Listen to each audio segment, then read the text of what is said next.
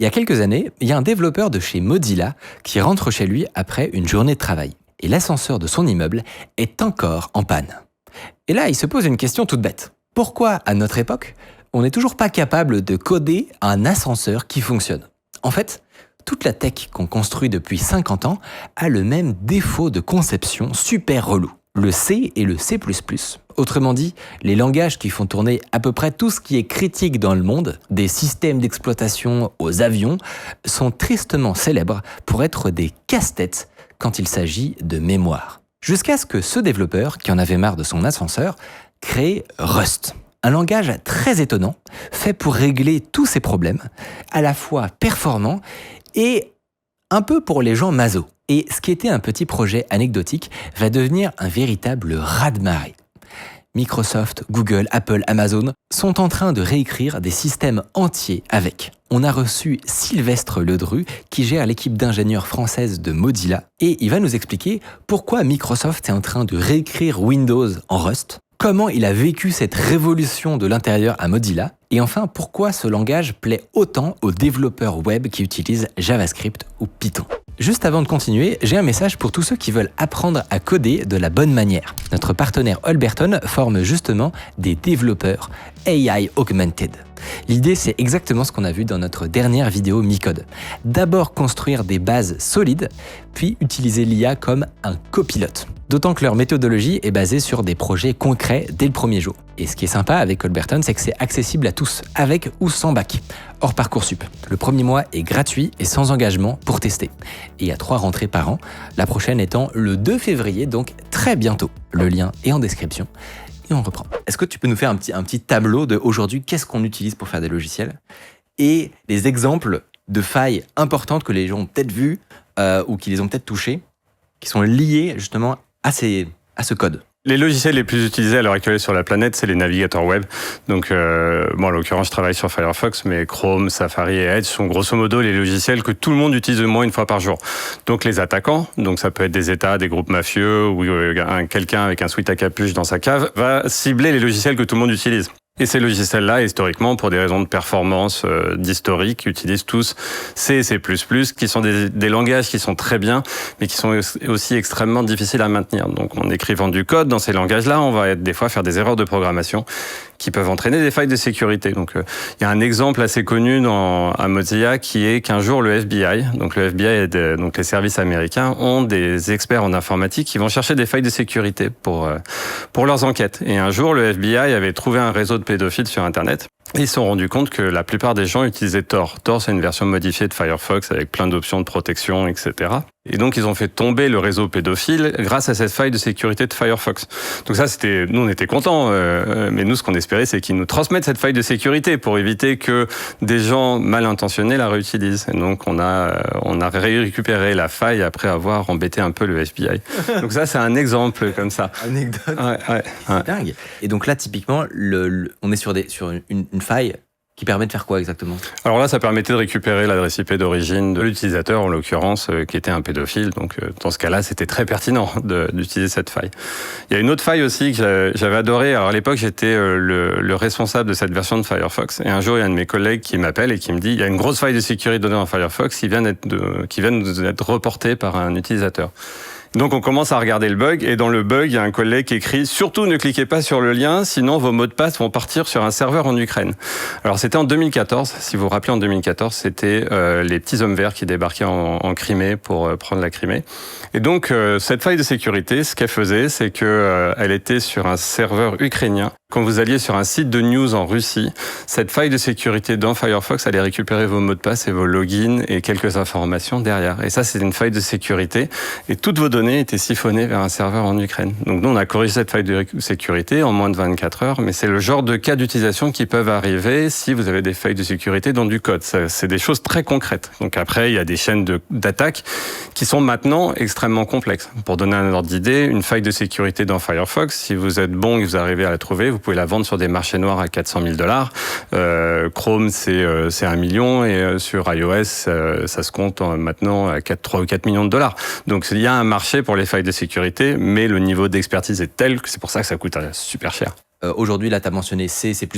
Et alors, si je me trompe pas, déjà à l'époque, en fait, l'arrivée de Unix, donc C et derrière tout ce qui va se suivre avec le développement de Linux et compagnie, c'est déjà une révolution.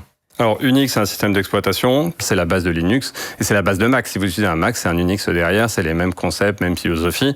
La première version a été codée en assembleur, donc l'assembleur c'est vraiment la partie bas niveau pour parler avec le processeur et l'assembleur c'est chiant à écrire. C'est vraiment une niche. Donc ce qu'ont rapidement conçu les développeurs d'Unix, c'est ils en avaient marre de développer ça en assembleur, donc ils se sont dit on va créer notre langage de programmation qui est du C, qui est un degré d'abstraction pour faciliter l'interaction avec les couches basses de ton ordinateur. Parce que personne n'a envie d'écrire des choses vraiment trop compliquées dessus. Donc tu fais de l'abstraction. Et le C, c'était vraiment ça. Et comme les ordinateurs étaient vraiment lents, t'étais obligé d'avoir une gestion mémoire fine pour dire, là j'ai besoin d'une chaîne de caractères, elle va faire 4 caractères, et après, quand j'en aurai fini, je la supprime. Ça, c'est des besoins qui, en 2025, on a beaucoup moins. Mais à l'époque, tu avais vraiment besoin d'avoir un contrôle très fin de la gestion mémoire et avoir un langage qui soit vraiment dédié à ces cas d'utilisation. Donc, pour bien comprendre, en fait, à la fin des fins, ce qu'un développeur manipule, c'est les composants de sa machine. C'est-à-dire que c'est un processeur, tout à fait, une mémoire dans laquelle il fait transiter de l'information et il fait des suites de calculs. Tout ce qu'on voit sur notre écran, c'est ça. Exactement. Et donc, c'est un énorme carton. Ça va absolument partout. La question, c'était quand même il y a un bail. Ah ouais 70, hein. Et de l'extérieur, on pourrait se dire, l'informatique, c'est un truc qui change énormément. Il y a des modes, bam, bam, bam. Ouais. En fait, aujourd'hui, tout ce qui est fondationnel dans l'informatique est écrit en C. Évidemment, la grande majorité du code qui est produit aujourd'hui par les développeurs, c'est plutôt du JavaScript, donc c'est des sites web, ou c'est des Python, des choses comme ça. Mais Python, la raison pour laquelle ça va vite, c'est que la plupart du temps, tu utilises du code C en fait derrière. Ouais. Alors par exemple en Python, les calculs matriciels, donc quand tu veux faire des matrices qui sont beaucoup utilisées pour les LLM, les IA, etc. Le calcul matriciel va être fait par des bibliothèques qui sont généralement codées en C avec de l'assembleur dedans, par des éditeurs comme Intel par exemple, avec la MKL qui est la bibliothèque de maths, et Python va déléguer son calcul matriciel à du C qui va être très fortement optimisé pour les CPU derrière. Donc on a un langage hégémonique qui est absolument partout, qui a 50 piges. Qu'est-ce qui pose problème et pourquoi on n'a toujours pas mieux? Alors, je vais aller un peu plus loin. Il y a aussi le C++, qui est une évolution du C qui est sorti dans les années 80. J'ai quasiment ignoré cette. Ouais. En fait, le C et le C++, c'est une extension du C. Donc, le C, c'est essentiellement fonctionnel. Et au début des années 80, un ingénieur, Bart Boonstrop, je vais massacrer son nom, décide de faire un modèle objet dans le C++. Et c'est le langage qui est utilisé dans les navigateurs modernes, navigateurs web. Dans les jeux vidéo. Dans les jeux vidéo aussi. Les jeux vidéo sont en C++. Ouais, c'est ça. En C# aussi. Et donc c'est des langages qui sont géniaux, mais qui deviennent tellement compliqués et qui ont tellement de problèmes intrinsèques dans leur conception que toute l'industrie se dit c'est fini avec C++ en galère. Donc comme exemple, on passe notre temps dans Firefox à corriger des bugs qui sont causés par des erreurs de programmation dans C et C++. Et c'est la même chose chez Google, c'est la même chose chez Microsoft, etc. On a beau avoir la capacité d'embaucher les meilleurs ingénieurs de la planète, on s'aperçoit que même les meilleurs développeurs de la planète font des erreurs de programmation toutes bêtes. On en revient tout à l'heure, c'est la gestion de la mémoire. C'est très compliqué dans ces langages-là de faire de manière parfaite. Quand tu veux créer une chaîne de caractères, par exemple, tu vas faire un malloc, c'est-à-dire memory allocator. Donc tu vas lui dire, voilà, je veux que tu dis au système d'exploitation, je veux que tu m'écris un espace mémoire de 200 caractères dans lequel je vais mettre ma chaîne de caractères qui va être bonjour Micode par exemple. Donc tu vas avoir cette chaîne de caractères et puis après dans cet espace mémoire, tu vas copier la chaîne de caractères dedans. Faut pas que tu oublies l'anti-slash 0 qui est l'indicateur de fin de ligne. Et après tu vas faire des opérations dessus, donc par exemple l'afficher ou l'envoyer sur le réseau. Et surtout, faut pas que tu oublies après de la libérer la mémoire, parce que comme le C est un langage qui a été conçu il y a très longtemps, on voulait vraiment contrôler la mémoire de manière très fine. Donc, je veux dire, voilà, une fois que j'ai fini d'utiliser, manuellement, il faut supprimer. Ce qu'on comprend, c'est que dans la mémoire, on fout tout ce dont on a besoin pour que le logiciel fonctionne. C'est ça. Donc, il peut y avoir des données utilisateurs, donc des trucs que moi, je vais taper à des endroits, ils vont se retrouver dans la mémoire. Il peut y avoir la logique elle-même. Ouais.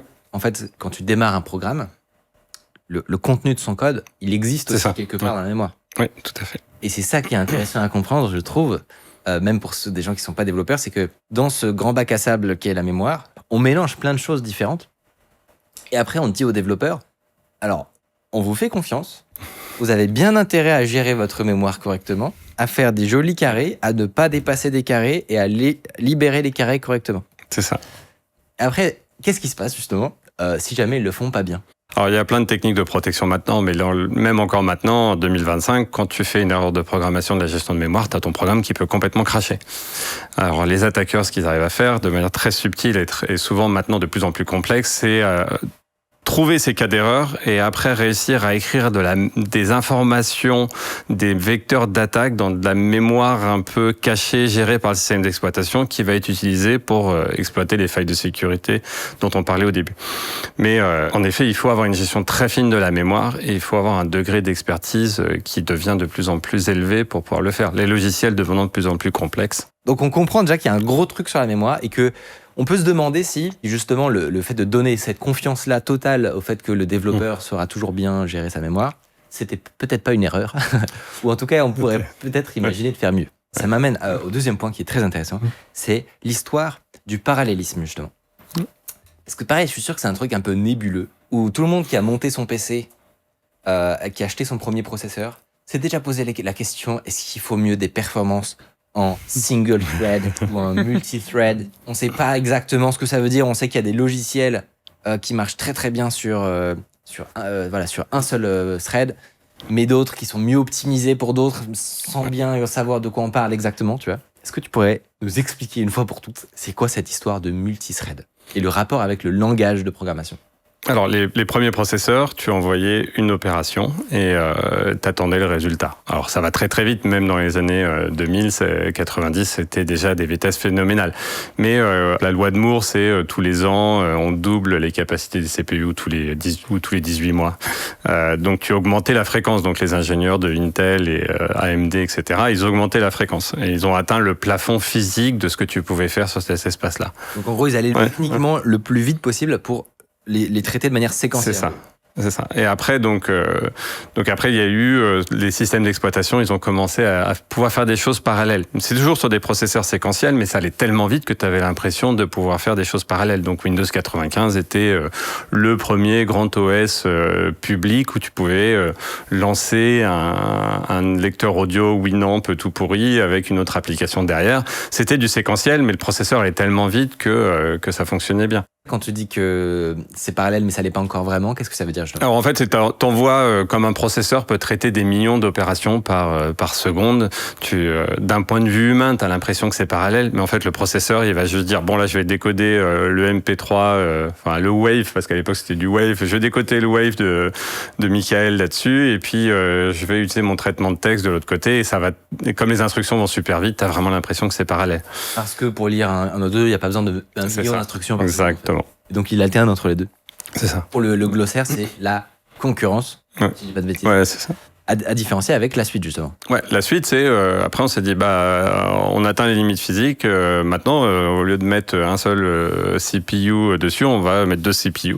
Donc tu vas commencer à avoir les premières cartes mères. Tu avais des cartes mères avec deux slots. Je me rappelle plus le terme exact pour les processeurs, mais tu te rappelles, t'avais deux processeurs que tu mettais sur ta carte mère. Donc tu commençais à avoir ça.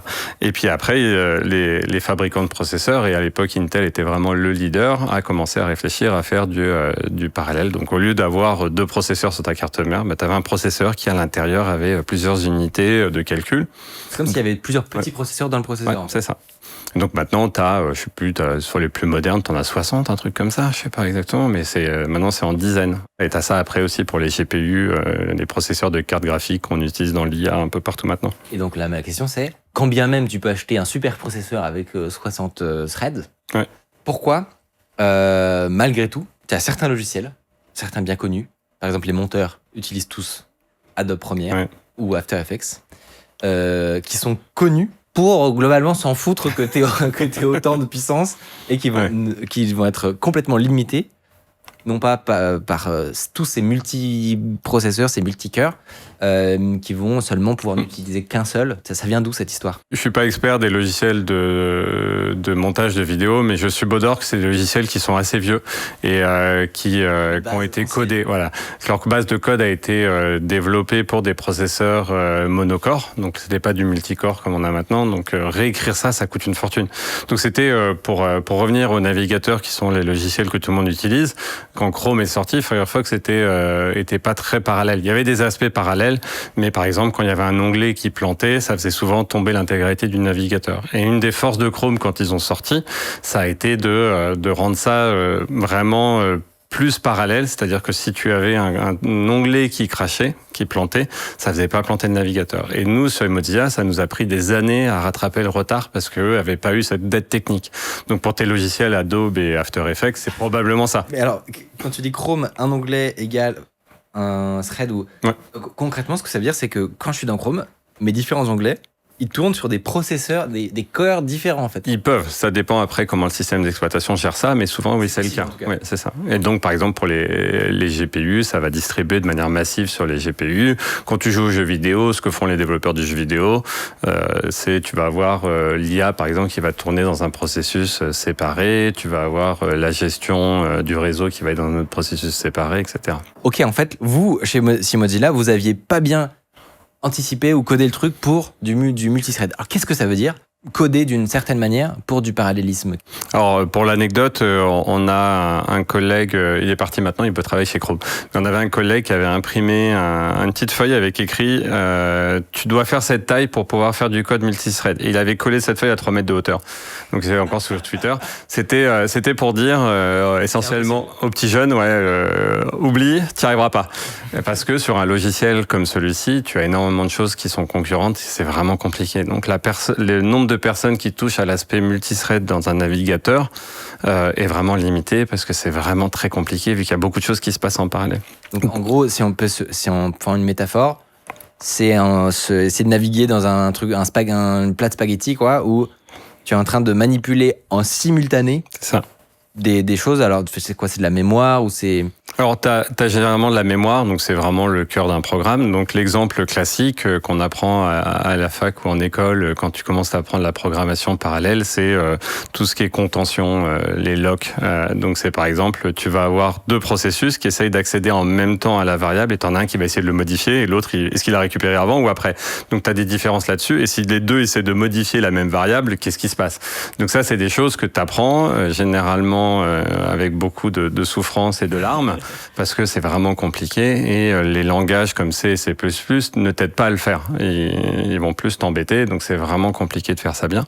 Donc après, tu as différentes technos qui sont apparues pour essayer de simplifier ça, mais ça reste toujours très très compliqué parce que les langages, la manière dont ils ont été conçus, encore une fois, il y a l'historique, années 70, années 80, ça n'a pas été conçu en disant dans 30 ans, on aura 40 ou 50 capacités de calcul parallèles sur les machines. Moi, je m'imagine genre une rangée de chefs cuistots qui sont en train d'essayer de cuisiner le même truc en même temps. Ils doivent tous se synchroniser pour qui aura l'outil et qui accédera au truc, quoi. Ouais. S'il y a ne serait-ce que un problème dans l'ordre de la séquence, absolument tout est remis en question parce que, je sais pas, on peut manipuler de la donnée super sensible. Si tu fais des transactions bancaires, tu sais pas si telle transaction a eu lieu avant ou après une autre, ou l'addition, et en fait ça peut être absolument dramatique. Complètement. Et donc, ces problèmes ont-ils une solution? Eh oui, évidemment. Transition. La solution, c'est le fameux projet Rust. C'est ça. Peut-être que vous avez déjà entendu ce mot, si vous naviguez dans les sphères de développement, peut-être pas du tout. Dans un cas comme dans l'autre, il faut se dire que c'est un peu un raz-de-marée. J'ai l'impression que c'est un raz-de-marée diesel quand même. Dans le sens où, ça, comme tout langage de programmation, ça a commencé doucement, le temps que ça devienne mature, etc. Tu vas nous expliquer, parce que c'est un projet qui est né chez Mozilla. Tout à fait. Qui va s'être stabilisé. Et aujourd'hui, tous les grands groupes, toutes les grandes institutions et la quantité de développeurs et d'endroits où ce langage est en train d'être adopté est complètement pharaonique. Windows est en train de réécrire des bouts de son noyau en Rust. Tu peux peut-être nous donner quelques exemples pour nous en mettre plein la vue. C'est le moment. Où utiliser Rust? Alors, je fais une petite liste. On pourrait faire l'inverse, où est-ce qu'on n'utilise pas Rust maintenant? Plus sérieusement, si vous utilisez Amazon Prime, c'est du Rust derrière. Si vous utilisez AWS, c'est essentiellement du Rust. Linux est en train d'être réécrit en Rust. Donc maintenant, c'est beaucoup plus simple de dire où est-ce que tu utilises pas Rust.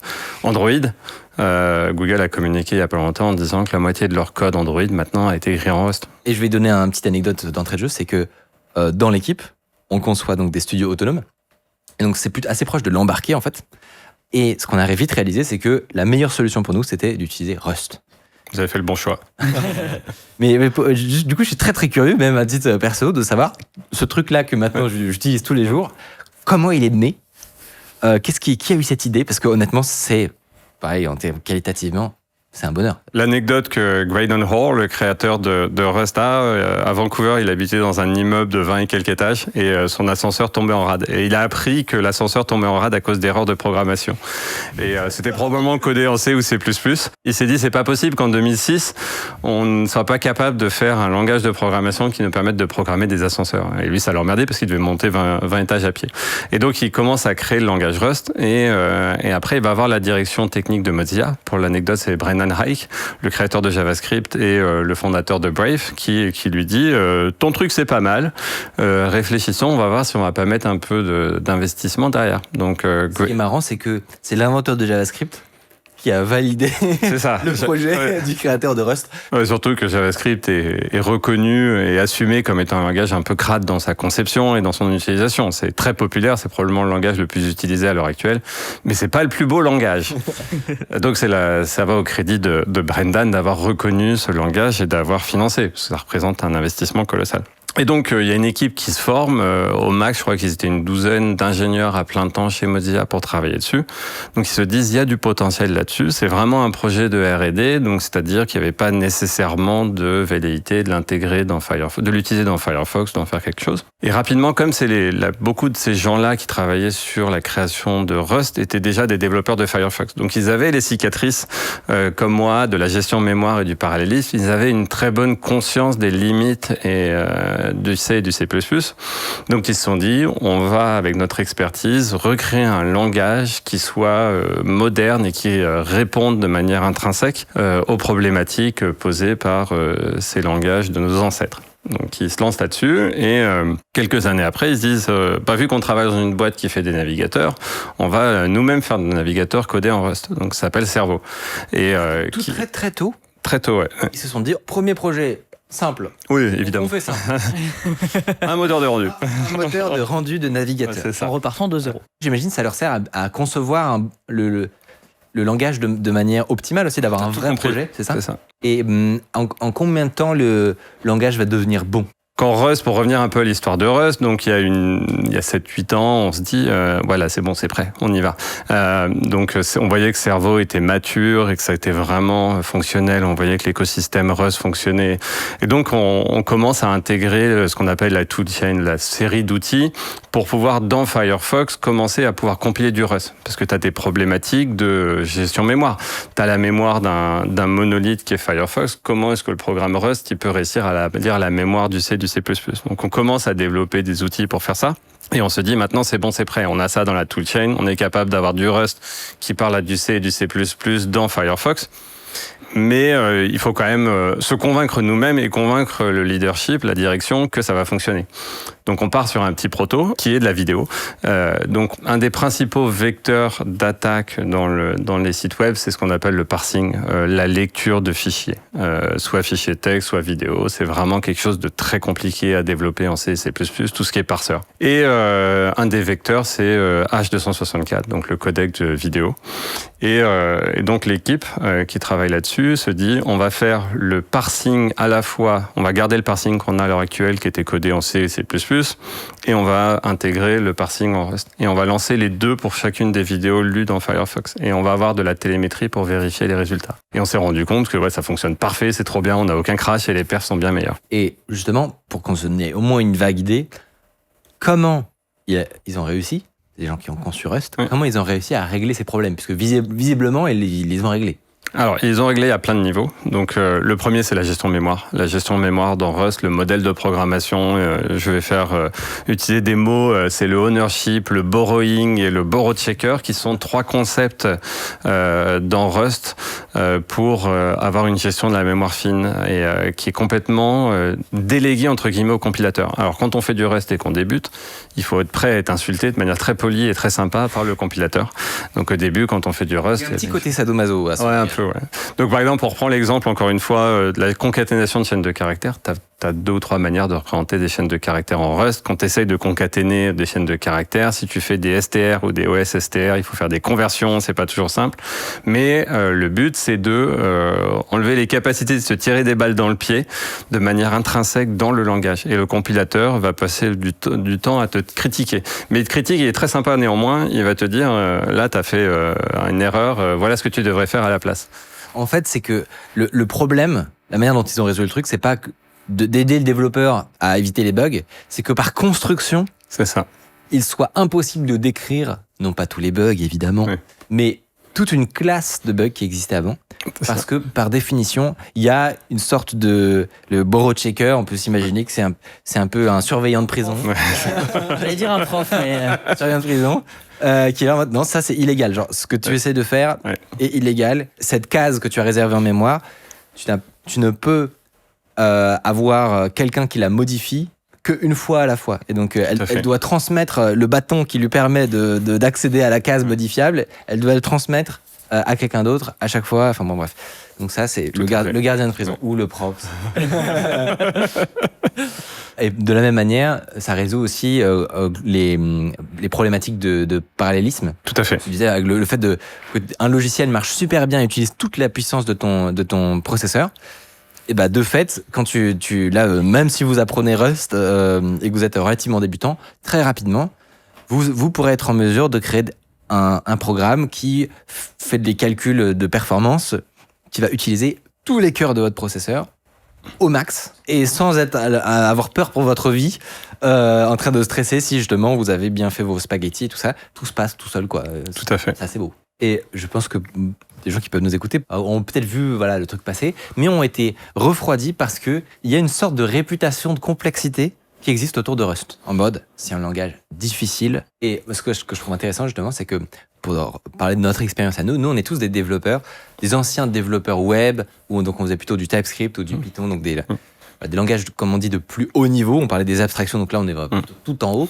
Et justement, je trouve ça vraiment intéressant parce que on a beaucoup parlé de C++, et que ça allait peut-être intéresser ces gens-là. Mais j'ai l'impression que paradoxalement, ce qui s'est passé, c'est que les gens qui ont été le plus séduits, le plus rapidement par Rust et le plus rapidement convaincus, c'est au contraire des développeurs de langage de plus haut niveau. Oui. Et alors, moi, je vais te dire mon expérience personnelle, et je ne sais pas si elle est universelle, mais c'est que tu as une frustration quand tu apprends des langages de haut niveau. Au début, c'est génial parce que tu réalises que la puissance du dev, et que tu peux créer plein d'outils et tout ça. Tu peux faire un site web, et un site web, une application, et un site web. et tu réalises que si tu veux faire une application, ok, c'est possible, mais en fait, donc il y a des technologies, genre tu tombes sur Electron, tu réalises que tous les logiciels sont en fait des Chrome miniatures, et tu te dis, ok, donc en fait, pour faire une application mobile, où à chaque fois je vais utiliser ces technologies-là, mais tu réalises qu'en fait, en termes de performance, de ce que tu peux faire, tu vas être souvent vachement limité par ce que tu connais. C'est-à-dire, on réalise pas, on se dit, il y a les développeurs back-end et front-end vite fait, mais globalement, ils peuvent tous faire un peu tout. Or, pas du tout. En fait, les technologies que tu connais vont définir le genre d'application que tu peux développer, le genre de problème que tu peux résoudre. Complètement. Et nous, on s'en est rendu compte. On voulait résoudre un problème qui était faire un studio autonome, robuste, et qui traite de la vidéo en temps réel. Et en fait, on s'est vite réalisé que les technologies qu'on maîtrisait nous permettait absolument pas de faire ça de manière satisfaisante et comme il faudrait le faire, en fait. Et on a vu ce langage, quoi. Est-ce que tu observes ça aussi de manière plus générale? Est-ce que c'est un truc qui est difficile à apprendre? Qui s'en sert? Moi, j'avais vu un papier de Google sur le fait qu'ils avaient mesuré en nombre de semaines ou de mois la vitesse à laquelle ils formaient leurs développeurs. Entre du C++ ou du Python ou du Rust. Ils comparaient comme une course de petits chevaux, tu sais. Alors, je vais aller plus loin dans l'exemple que tu utilises de Google, et nous, on le constate aussi à Mozilla, c'est quand tu relis du code écrit en C ou C++, l'ingénieur, il va être extrêmement précautionneux, parce qu'on sait qu'il y a énormément de pièges au langage, et que le langage de C et C++ a énormément de subtilité. La gestion de mémoire est vraiment compliquée. Mais au-delà de ça, les fonctionnalités qui sont proposées dans le langage sont quand même vraiment complexes. Et donc, quand tu lis du code C et C++, moi, quand j'en lis, généralement, je laisse tomber, je me dis, il y a des meilleurs ingénieurs que moi à Mozilla qui vont relire le truc parce que j'ai peur d'introduire une faille de sécurité. En Rust, grâce à toute la protection que le langage apporte et l'écosystème autour de ça, tu as une confiance de dingue sur la sûreté. Le code que tu lis, c'est le code qui va être exécuté. Comme le langage est très bien conçu et que le compilateur fait un super boulot, tu es là, tu fais OK, ça fait ce code-là, il va faire ce que je pense qu'il va faire. En termes de charge mentale. Ah, c'est dingue. C'est vrai que c'est marrant, on ne parle pas beaucoup de la charge mentale du développeur qui relit, qui fait de la review. C'est vrai que c'est un argument hyper fort. Et ce que montre le papier de Google aussi, c'est que même sur l'apprentissage du junior, en réalité, c'est aussi ou plus rapide que les autres langages, C++ et compagnie. Après, ils ont la capacité d'embaucher les meilleurs ingénieurs de la planète. Je suis plus intéressé sur ce genre d'argument-là quand tu parles de petites boîtes normales et pas de Google qui a la capacité d'embaucher les meilleurs. Ce qui m'intéresse plus, c'est les développeurs médiums en termes d'expertise. Et justement, sur cette question du bloat ou de l'obésité. L'obésité du logiciel. Ouais. Parce que quand on y pense, si on fait la réflexion complète, Spotify, un logiciel qui lit des musiques. Spotify, logiciel qui lit des musiques. Embarque l'entièreté du moteur de Chrome pour fonctionner. Qu'est-ce qu'il y a dans le moteur de Chrome ? Il y a plein de trucs quand même fascinants. Il y a du code qui permet de faire tourner des jeux vidéo en temps réel. Qu'est-ce que ça vient foutre dans l'application Spotify qui fait donc 150 mégas?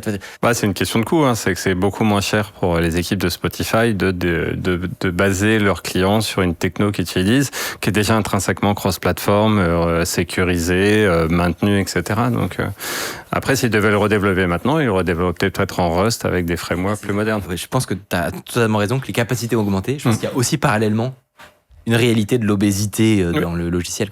Et donc, est-ce que tu penses que Rust peut être une solution par rapport à ça? Complètement. Ouais, alors après, je suis sensible à la problématique écologique, donc ça a un impact carbone que de faire tourner des navigateurs pour lire des fichiers MP3 ou je sais plus le dernier. Il fasse un demi-giga au lieu de 10 mégas. Complètement, il y a un impact écologique, donc avoir une sobriété énergétique, Rust permet d'avoir ça. Alors j'ai jamais analysé la consommation énergétique du client Spotify, mais j'imagine que tu vas télécharger le fichier en local, que tu vas le décoder, mais ça va passer par toute une grande partie de la stack de Chrome. Logiciel. Si tu le codais en Rust, tu aurais juste une petite partie qui va récupérer le fichier, une partie qui va décoder, une partie qui va faire l'affichage visuel, et tu n'auras pas tout le bloat, comme tu dis, autour du rendu, de l'affichage, des choses qui se passent par derrière. Et surtout sur l'audience que peut toucher Rust, contrairement à justement des langages historiques qui étaient efficients, mais si on fait une courbe de la performance versus l'accessibilité, on pourrait se dire que C++ c'était très très performant, très peu accessible. JavaScript et Python c'est très très accessible et très peu performant. Peut-être il y a une niche là où il existe entre les deux. Peut se tailler une place entre les deux. Et aujourd'hui, la masse des développeurs, ce sont des développeurs Python et JavaScript. Est-ce que ils vont apprendre le C? Peu probable, alors que du Rust c'est peut-être possible. Complètement. J'en profite, petite annonce sur le fait que nous recrutons des ingénieurs Rust. N'hésitez pas, puisque nous avons besoin de main-d'œuvre pour construire les studios du futur finalement. Si ce sujet a éveillé votre curiosité, je ne peux que vous conseiller une autre vidéo où on découvre que le monde dépend d'un langage informatique vieux de 60 ans que plus personne ne connaît. Peut-être que certains auront deviné lequel, en tout cas c'était dans cette vidéo.